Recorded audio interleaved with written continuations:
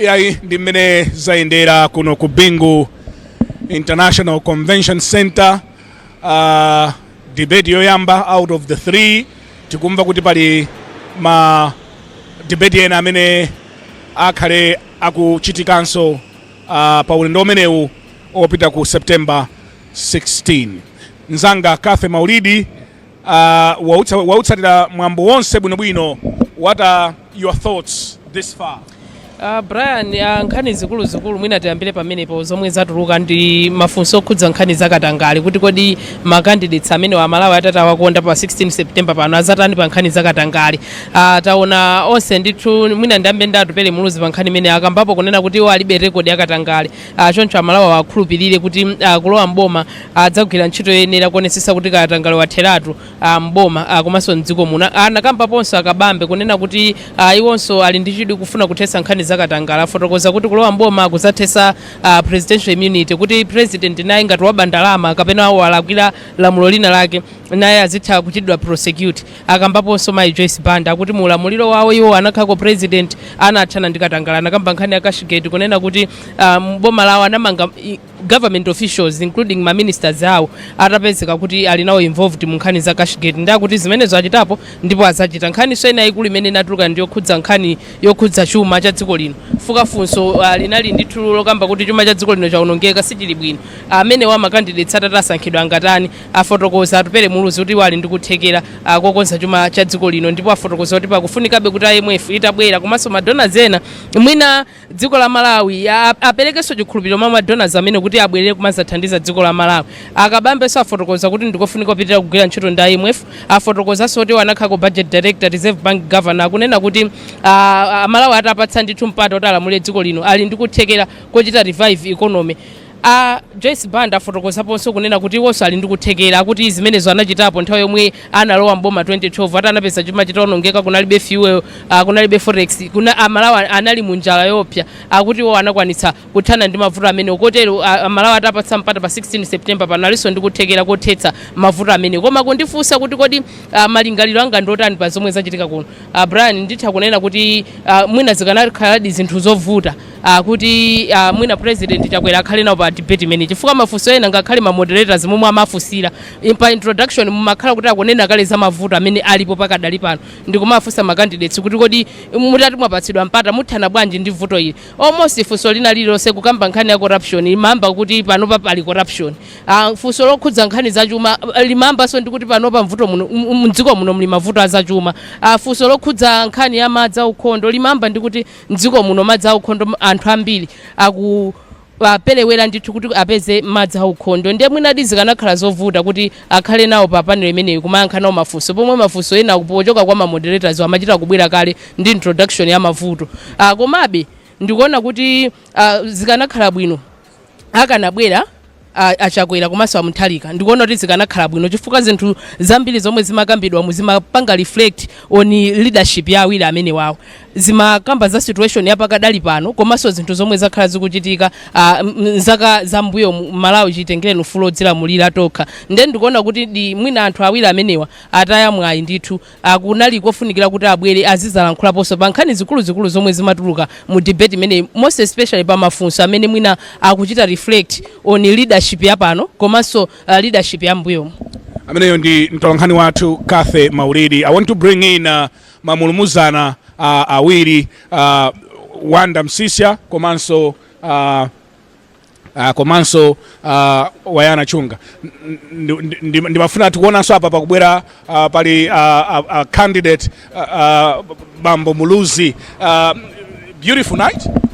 I think it's an opportunity to have a conversation about the country, and I really appreciated it because I think Malawi is going through a crisis, economic crisis. We may not feel the full force of this crisis yet, but it's there, and I think this was a very powerful moment for us to start thinking about the future. Two candidates didn't show up tonight. What is your reflection on their decision? I think it's unfortunate because this was going to be an opportunity for the people of Malawi to be able to get to hear from them so that they can make an informed choice about the decisions about their future, because when they vote, they're voting for their future, and they need to have the opportunity to be able to make an informed decision.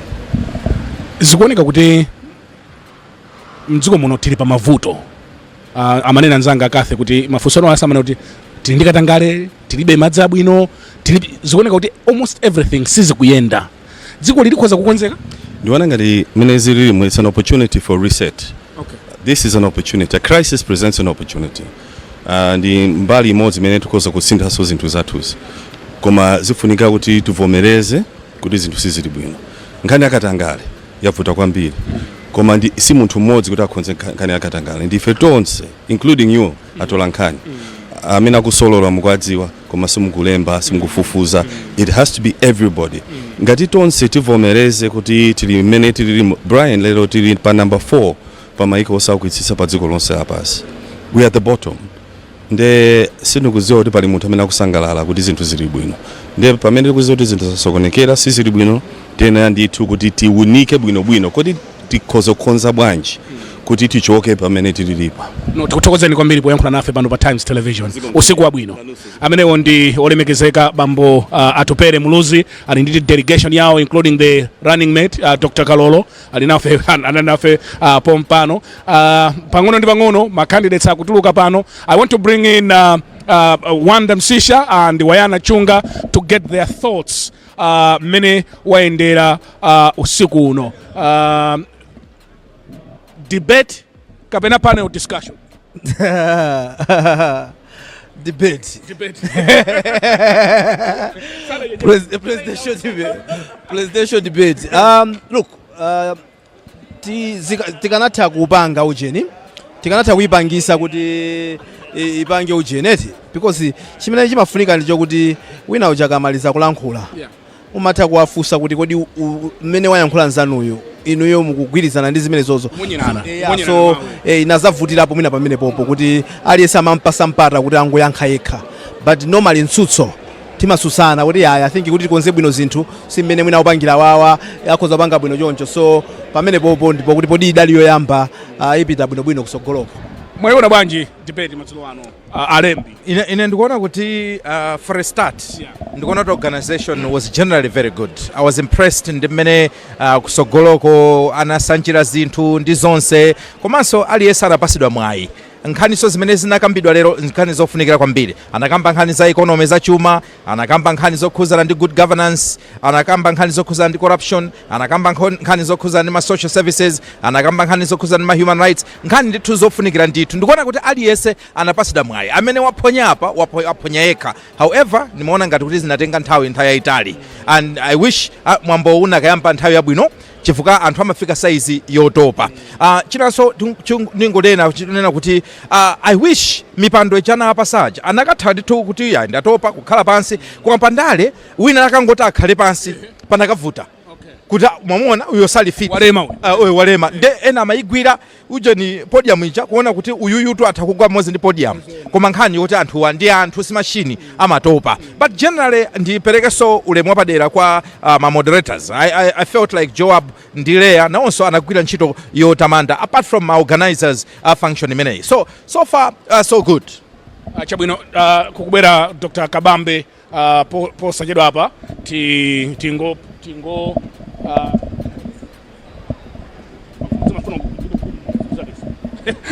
so Dr. Kabambe ndi amene akubwera mchithunzi manumo tikhale tikulankhula nawo pompano. Dr. Kabambe mwaona bwanji mtsutso madzulo ano autikhale kupokowala? Yeah, Brian, unali bwino kwambiri. Chimene dandaula kwambiri inchona kuti achakwera amutharika anathawa kuthawa nangati kalero tinchani. Okay. Adaitana kuti abwere sanabwere kuthawa. I think that's being unfair to Malawians, completely unfair to Malawians. Amalawi amafunika kuti amve kuti kodi iwo zimene akunena kuti nazotani zoti zathandiza Malawi koma nanga zikusiyana bwanji ndi azinzawo. Amutharika anakhalako ku America akuzoza zimachitika ku America. Achakwera asanakhale pa mpando wa president adapanga nawo last time around. Chimene athawa lendo nchani chimene chona chosafunikira kukhala pa nsutso ngati mene ndi chani. I think that's unfair, taking Malawians for granted. Nde Malawi I think aone anthu amene afuna agule malonda atabisa msaka. What is that? That's wrong. Kugula malonda utabisa msaka. Ali msaka mde mwangu asiya msaka basi ino kuti basi amalati voterabe ngati malonda msaka. No, that's not right. This is a democratic society. Tinasankha tokha to be a democratic society, and iyi ndi process njira imodzi yoti tilimbikitse democracy yathu. Anthu adzibwera udzapanga nsutso ngati umenewu. Amalawi atimvere aone kuti aonena zona zomveka pandani. Anopita penepo Amalawi asankhe malingana ndi mmene aonera zinthu, mmene amvera zinthu. And I could also tell you now kuti mmene wamvera muchibwa onena moja. Probably UTM is the only party with the best plan, the best manifesto. Ameta ipanga cost manifesto based on his very kuganiza kuti MRA matolera 5 trillion kwacha tikayigwirisa ntchito motere chuma chathu chiyamba kubwera kumapita patsogolo, dziko lathu kumapita patsogolo. Tikukuyangana kwambiri kuti chuma cha dziko tiyambe kuchikweza. Tikayika 100 billion kwacha ku console yonse mu 5 trillion MRA ija, tikayika 100 billion kwacha ija tikonza nkhani za umoyo, nkhani za madzi, nkhani za magetsi, komanso tikayika 500 billion kwa kulimi, tikupanga revamp ulimi uja, 500 billion kwacha maini migodi, tikani migodi 10 mzaka 5 zoyambirira, 500 billion kwacha kumafactory, tikani mafactory ambiri dziko nokuti anyamata apeze ntchito, 500 billion kwacha kuzokopa alendo, tipititsa patsogolo zinthu zambiri chuma chiyamba kukwera dziko lino, dziko likhala bwino muzaka zochepa. Mafunso ambiri amene anabwera zikuoneka kuti zambiri sizikuyenda. Katangale aliyense akuvomereza kuti alipo mdziko muno, munakamba za madzi, za chakudya tilibe. Kuti dziko likhoza kukonzeka Dr. Kabamba. Amalawi aone anthu ali msaka ondapete masankha kumayika pa maudindo. Ndiye tikusankha munthu wa msaka oti safuna anene kuti adzakonza bwanji dziko, akalola pacha zikumlaka zikumkanika. Ndiye tizidabwa chifukwa chani? Tikusankha anthu amene sakudziwa, they are incompetent, they are clueless. Ndiye dziko lito kumayika pa maudindo anthu amene sakudziwa chochitayi. Ndiye tikayika pa maudindo nosadziwa ntchito aja tikumadandaulaso kuti basi dziko zikukanika kuyenda, dziko likukanika kuyenda. Ukayang'anitsitsa Brian mbuyo monsemo zikutivuta ndi zinthu zitatu. Chikutivuta ife ndikusankhana mitundu. Tikumakanika kuti tasankhe anthu amaudindo moyenerera. Tikumayang'ana kuti wakwankwa kwathu nduti, ndiye timpatsa Minister of Finance. Basiro munthu oti sadziwa ntchito kumaifa kuti amachokera kwathu tikumpatsa udindo uja. Katangale anthu akumalo ali nyumba imodzi, ali magalimoto awiri, chimene akuona iwo kuti alemere mboma. Ndiye akumalemeradi ali ndalama zambirimbiri mu zaka 5 pamene dziko linkonkera kulowa pansi. Chachitatu, incompetence and cluelessness yazitsogoleri athu. Ndendi zimenezo tifuata avotera anthu ammasaka aja, mapeto ake tizaliraso Amalawi. Ife anthu atatu tinabwera kutsogolo kuno tauza Amalawi zimene zikuyenera kuchitika kuti dziko likhale likonzeke. Amalawi akamaka avotera anthu amsaka aja azidziwa zimenezozo kuti dziko lino tikuwavota anthu amene sakudziwa, akamali ononga dzikoli tinavota anthu amene sakudziwa amene ali ononge dzikoli, tizidziwa zimenezozo. UTM party yapereka manifesto imene costed, imene yabwino yoti kuzothandiza dziko lino, ndalama zipita makonsolo, titseke zonse zakatangale, titseke zonse zosankhana mitundu, tione kuti chuma chathu chikukwera bwino, zonse tafotokoza mumu. Amalawi atapereka mwayi chance kwa UTM. UTM ikhoza kulisintha dziko lino muzaka 5 anthu akuza kudabwanso kuti kodi dziko lomwe lija timali ononga lija layamba konzeka like this, tikhoza kulikonza dziko. Tafotokoza sezija mu debate imene anayo lero. Kumavuto ndiloti anthu ena tizikavotera ali masaka ipo athawa abisala chani. It has been a long night. Tikufuneni usiku wabwino. 25 or less days to polling. Zikuoneka bwanji? Tiwina suna ndone menda wina amene muja kuti Brian. Kodi mwawina ndinu kodi? Iwa kuona bwanji mene bacha. Ndikuti Brian, manifesto ya UTM ndi manifesto yokhayo imene yapereka ndondomeko ndi ndalama zogwiritsa ntchito ndondomekozo kuti zinthu zichitike. Very simple. Ine dakhala budget director wa dziko lino 4 years pansi pa malimo abingo amtarika. Chuma ichi cha dziko la Malawi ndachigwira for zaka 25. Ndikuchitsa from A to Z paliponse. Pamene pamabedwa asoma pati.